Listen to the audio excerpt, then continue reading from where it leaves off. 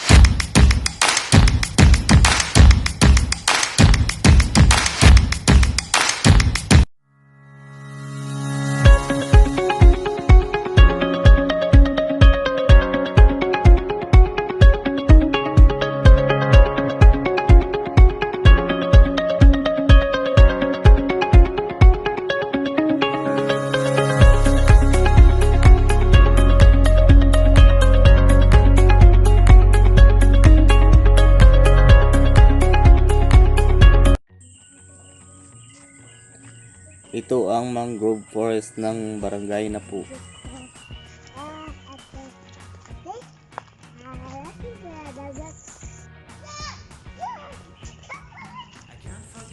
Ang level ng tubig ay mababa na.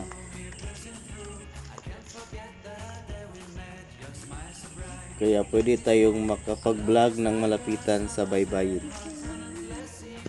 Gaano kaya kaimportante ang bakawan sa ating kalikasan? Ang bakawan ay pinaka-importante sa inang kalikasan dahil nagsisilbi itong tirahan ng mga isda at panangga sa malakas na alon at higit sa lahat nakakatulong ito sa pagligtas sa ilang residente dito sa Napu tuwing may storm surge. Dito may maraming nanira na iba't ibang klase ng ibon kagaya ng punay, lapay at iba pa. Fruits of bakawan have a higher salt tolerance than other plants. Some have sophisticated filtration. Bakawan also serves as habitat of some sea dwellers.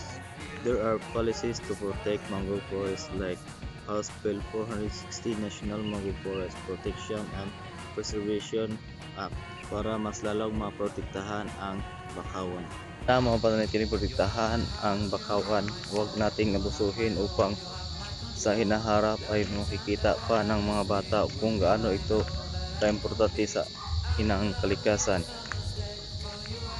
At doon nagtatapos ang aking vlog. Thank you guys.